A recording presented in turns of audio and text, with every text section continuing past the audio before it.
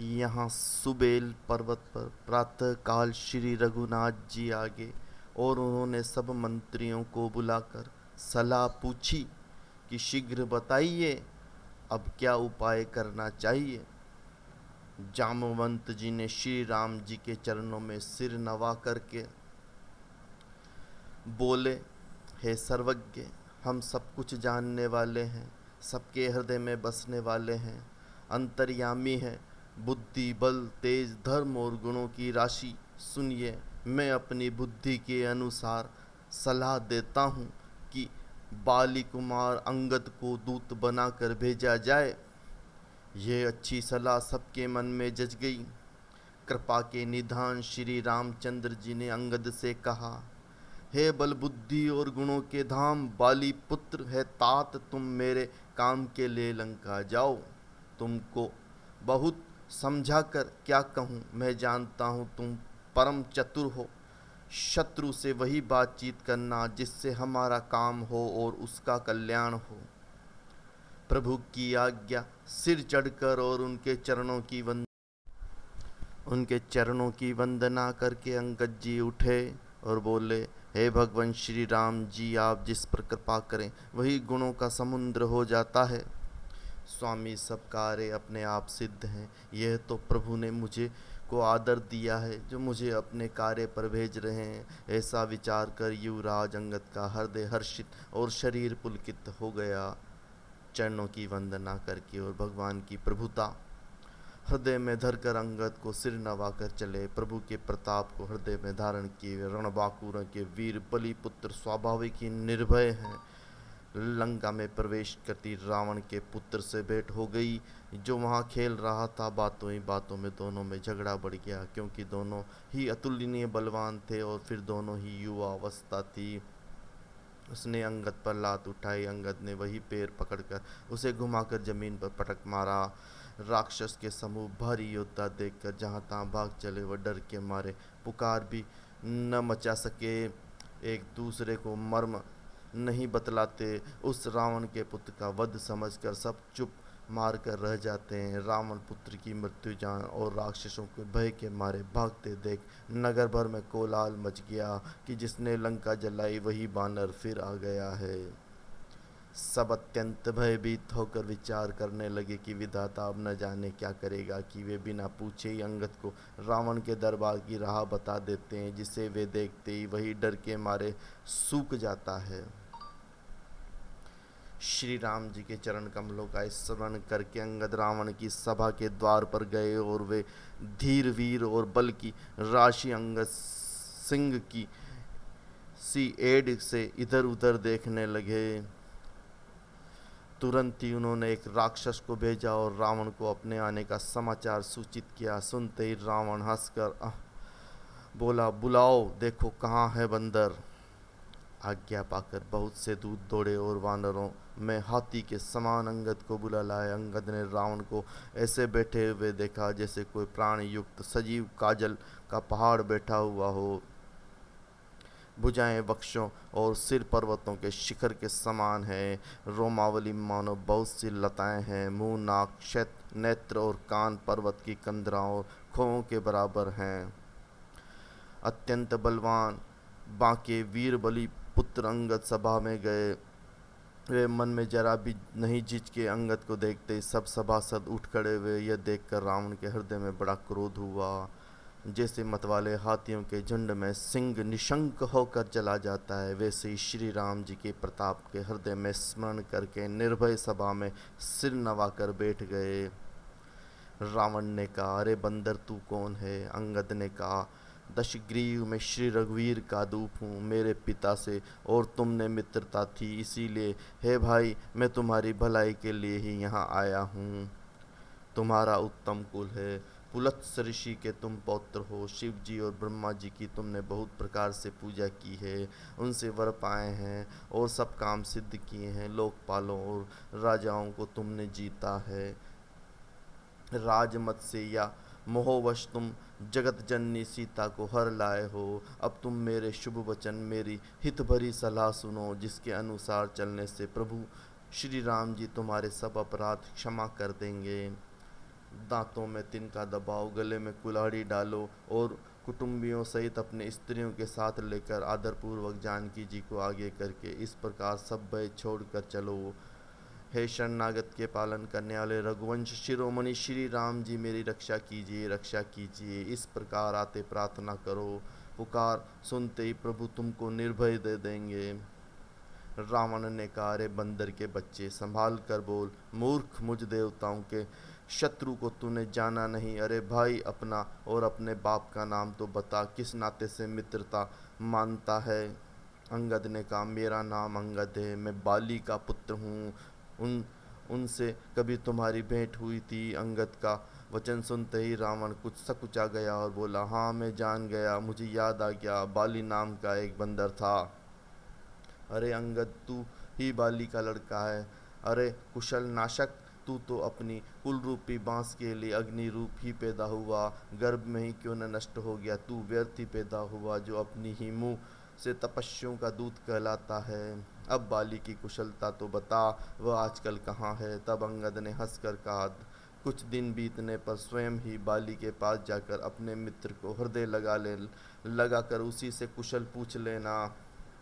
श्री राम जी से विरोध करने पर जैसी कुशल होती है वह तुमको वे सुनाएंगे। हे मूर्ख, सुन, भेद उसी के मन में पड़ सकता है, भेद नीति उसी पर प्रभाव डाल सकती है जिसके हृदय में रघुवीर ना हो। सच है, मैं तो कुल का नाश करने वाला हूँ, और है रावण, तुम कुल के रक्षक हो। अंधे बहरे भी ऐसी बात नहीं कहते, तुम्हारे तो 20 नेत्र और 20 कान हैं। शिव, ब्रह्मा, देवता और मुनियों के समुदाय जिनके चरणों की सेवा करना चाहते हैं, और उनका दूत होकर मैंने कुल को डुबो दिया। अरे ऐसी बुद्धि होने पर भी तुम्हारा हृदय फटा नहीं जाता। वानर अंगद की कठोर वाणी सुनकर रावण आंखें तेर कर तिरछी करके बोला, अरे दुष्ट, मैं तेरे सब कठोर वचन इसीलिए सह रहा हूँ कि मैं नीति और धर्म को जानता हूँ, उन्हीं की रक्षा कर रहा हूँ। अंगद ने कहा, तुम्हारी धर्मशीलता मैंने सुनी है, वह यह है कि तुमने पराई स्त्री को चोरी की है, और दूत की रक्षा की बात तो अपनी आंखों से देख ली। ऐसे धर्म के व्रत को धारण करने वाले तुम डूब कर मर नहीं जाते। नाक कान से रहित बहिन को देखकर तुमने धर्म विचार कर ही तो क्षमा कर दिया था। तुम्हारी धर्मशीलता जग जाहिर है। मैं भी बड़ा भाग्यवान हूँ जो मैंने तुम्हारा दर्शन पाया। रावण ने कहा, अरे जड़ जंतु वानर, व्यर्थ बक बक न कर। अरे मूर्ख, मेरी भुजाएं को तो देख, ये सब लोकपालों के विशाल बल रूपी चंद्रमा को ग्रसने के लिए राहु है। फिर तूने सुना ही होगा कि आकाश रूपी तालाब में मेरी भुजाओं रूपी कमलों पर बसकर शिवजी सहित कैलाश हंस के समान शोभा प्राप्त करते हैं। अरे अंगद सुन, तेरी सेना में बता ऐसा कौन सा योद्धा है जो मुझको भिड़ सकेगा। तेरा मालिक तो स्त्री के वियोग से बलहीन हो रहा है, और उसका छोटा भाई उसी के दुख से दुखी और उदास है। तुम और सुग्रीव दोनों नदी के तट के वृक्ष हो। मेरा छोटा भाई विभीषण, वह भी बड़ा डरपोक है। मंत्री जामवंत बहुत बूढ़ा है, अब लड़ाई में क्या चढ़ उतार बचा है। नल नील तो शिल्प कर्म जानते हैं, वे लड़ना क्या जाने। हाँ, एक वानर जरूर महान बलवान है जो पहले आया था और जिसने लंका जलाई थी। ये वचन सुनते ही बाली पुत्र अंगद ने कहा, हे राक्षस राज, सच्ची बात कहो, क्या उस वानर ने सचमुच तुम्हारा नगर जला दिया। रावण जैसे जगद्विजयी योद्धा का नगर एक छोटे से वानर ने जला दिया। ऐसे वचन सुनकर उन्हें सत्य कौन कहेगा। हे रावण, तुमको जिसने बहुत बड़ा योद्धा कहकर सराहा है, वह तो सुग्रीव का एक छोटा सा दौड़कर चलने वाला हरकारा है। वह बहुत चलता है, वीर नहीं है। उसको तो हमने केवल खबर लेने के लिए भेजा था।